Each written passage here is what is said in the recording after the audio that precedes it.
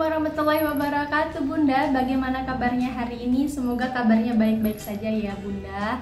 Alhamdulillah setelah 2 bulan lamanya saya tidak bisa sharing atau tidak bisa mengupload video di YouTube dikarenakan memang kesehatan keluarga kami 2 bulan terakhir ini sedang diuji gitu. Anak-anak bergantian sakit, bahkan suami, bahkan saya sendiri pun mengalami seperti itu.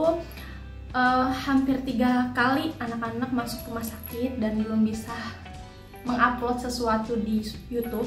Dan alhamdulillah hari ini insya Allah saya bisa sharing seputar kegiatan seputar IRT lagi. Nah, video untuk yang pertama saya akan membahas seputar service area yang wajib ada di dalam rumah kita. Nah Bunda, di sini siapa nih yang lagi mau renovasi rumah atau mau bangun rumah, yang lagi cari inspirasi apa aja sih di dalam rumah itu harus ada apa aja yang utama. Nah ini pendapat saya pribadi ya, ini sharing yang saya alami pribadi.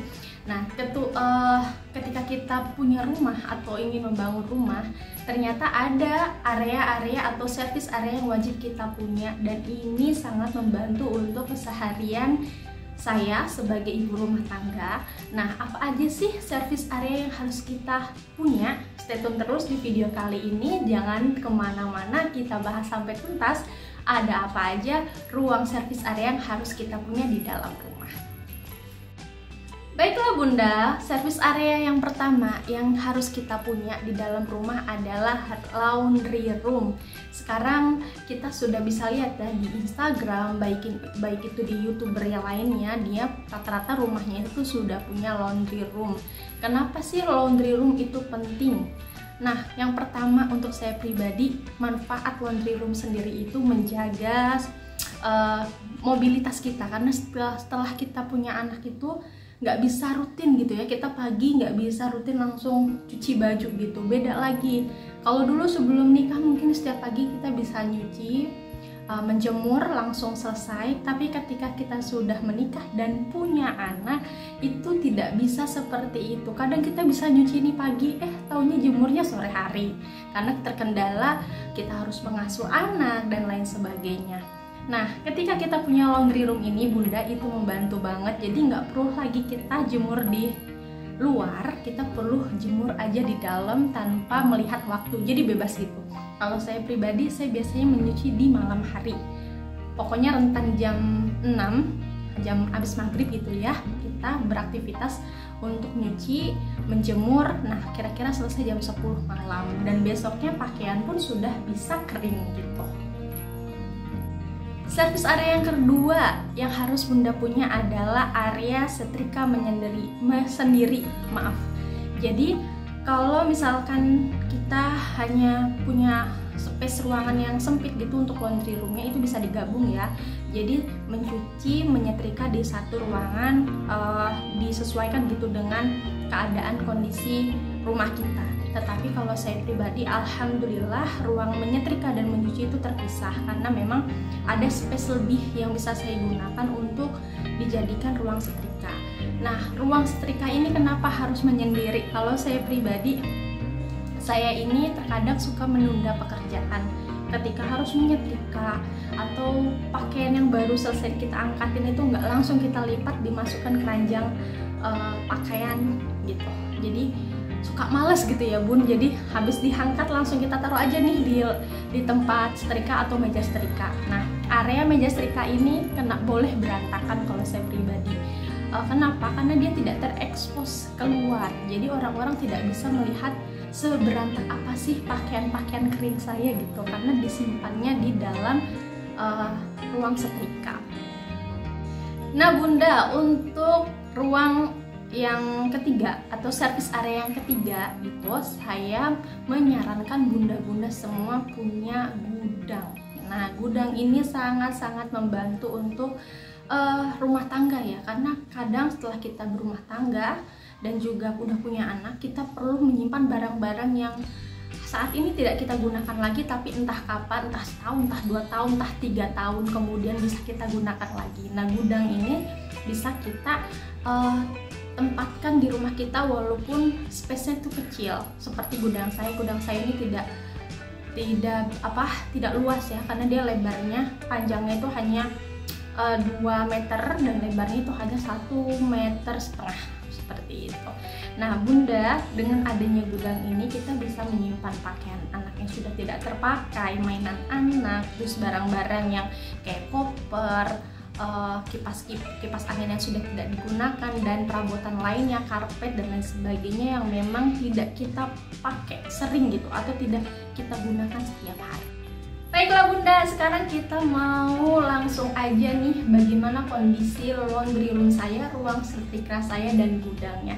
Space-nya seberapa banyak dan luasnya seperti apa, nanti saya share di videonya. Bunda bisa simak sampai akhir, dan jangan lupa untuk di like, di share, di komen, dan juga jangan lupa untuk di subscribe. Service area pertama yang mau saya sharing adalah laundry room Bunda. Ini adalah laundry room yang saya punya. Space-nya Bunda bisa lihat ya, tidak luas dan juga tidak terlalu sempit, tetapi muat banyak. Dan juga untuk aktivitas menjemur dan juga mencuci, alhamdulillah sudah sangat memadai dan terpenuhi. Di dalam mini laundry saya ini ada 2 mesin cuci, ada penyimpanan handuk, ada penyimpanan sapu, pengki, dan juga sabun-sabun, serta ada gantungan untuk menjemur, baik itu yang di atas, yang dekat plafon, dan juga yang di tembok, serta gantungan bulatan. Untuk ventilasi mini laundry saya ini ada 2 ya Bun. Yang pertama itu di plafon, dan yang kedua ini jendela yang besar seperti ini. Jadi kalau misalkan ingin memaksimalkan pencahayaan atau matahari masuk, biasanya saya gunakan tirai yang di bawah kita buka. Tapi kalau misalkan udah panas banget ya nggak perlu dibuka pun pakaian sudah maksimal kering, alhamdulillah. Mini laundry seperti ini pakaian berapa hari kering? Biasanya kalau saya pribadi ini 2 hari pun sudah bisa diangkat. Jadi misalkan saya mencuci malam, besok sore ataupun besok paginya itu udah bisa diangkat. Karena memang efektif ya Bun, apalagi kan kalau kita pakai jendela yang besar ini, matahari itu maksimal banget masuknya. Jadi pakaian kita itu sudah kering gitu dalam 2 hari terakhir. Keuntungannya apa aja sih kalau kita punya laundry room di dalam? Yang pertama itu kalau kita ngejemur bebas dari debu. Sekarang kan udah musim kemarau ya Bun, debunya itu udah tebal banget. Kalau kita ngejemur di dalam yang jelas pasti itu bebas debu dan juga bebas bau. Kadang ada yang suka bakar-bakar sampah dan lain sebagainya. Terus keuntungan yang kedua adalah kalau kita punya pakaian, terutama pakaian anak-anak ya, kan kadang kalau kita tuh nggak sempet buat ngangkatin baju kalau sore menjelang malam.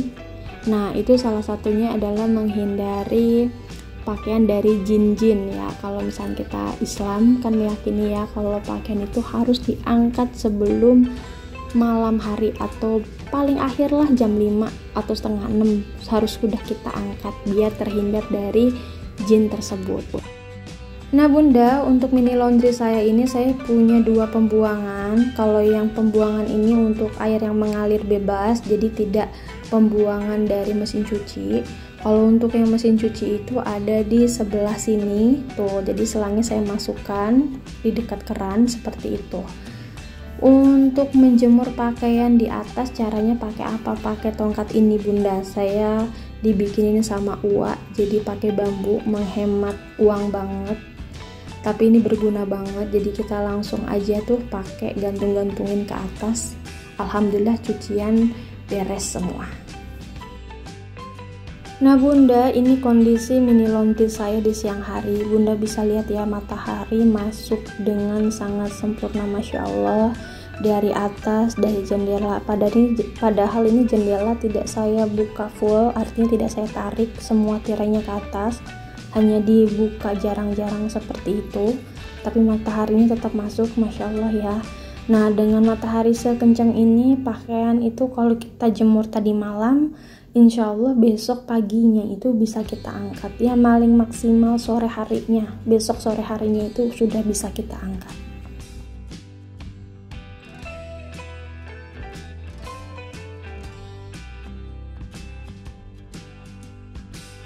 Nah bunda, sekarang kita bahas bagian area menyetrikanya. Biasanya kan kalau laundry room itu identik satu paket yang mencuci, menjemur, dan menyetrika di dalam satu ruangan. Tapi kalau saya pisah karena memang kadang saya tuh menyetrika suka dadakan, jadi nggak bisa di posisi yang dadakan. Artinya itu mejanya itu harus stay on seperti ini, nggak bisa kita pasang dulu atau kita taruh dulu, ribet gitu bunda.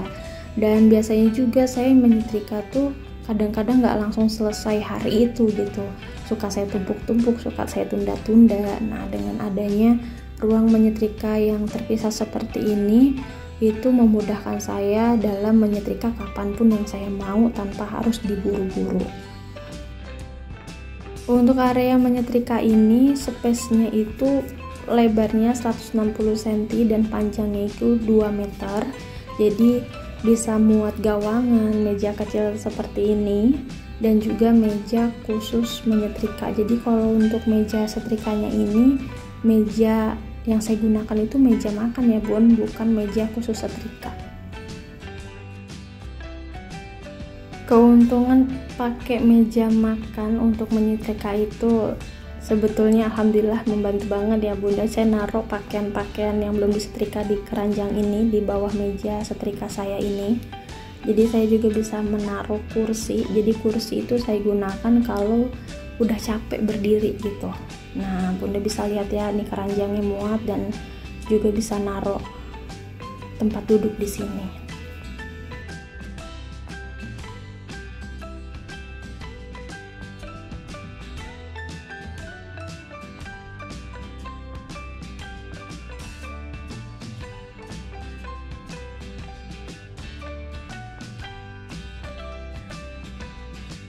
Servis area yang kedua adalah gudang. Nah bunda, gudang ini wajib banget ya, usahakan harus ada walaupun space-nya kecil kayak punya saya seperti ini. Nah untuk pintu gudang saya ini dari PVC, insya Allah tahan rayap, tahan air, karena kan ini juga aktivitasnya dekat aktivitas air ya, makanya saya menggunakan pintu PVC seperti ini. Dan untuk bukanya itu bukan kita buka kayak pintu biasa, melainkan pintunya itu didorong atau di sliding seperti itu. Nah caranya dibuka seperti ini, kita buka handle-nya, tinggal didorong aja.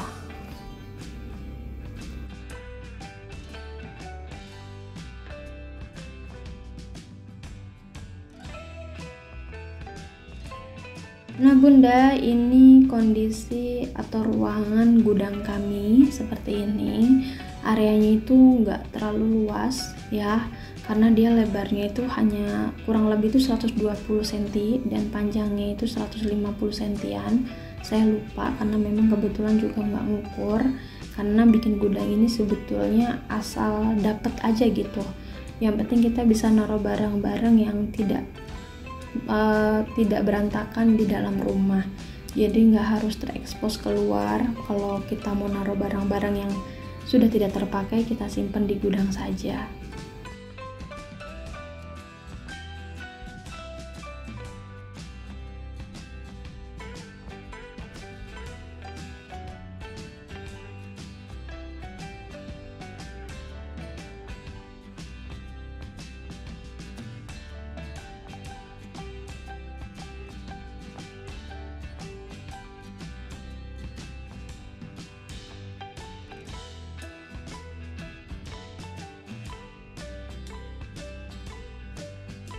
Alhamdulillahirobbilalamin bunda. Terima kasih untuk bunda-bunda semuanya yang sudah menonton video saya. Semoga video saya kali ini bisa menginspirasi bunda-bunda yang lagi galau mau renovasi rumah, mau bangun rumah tetapi bingung apa aja nih yang mau kita sediakan di dalam rumah ini.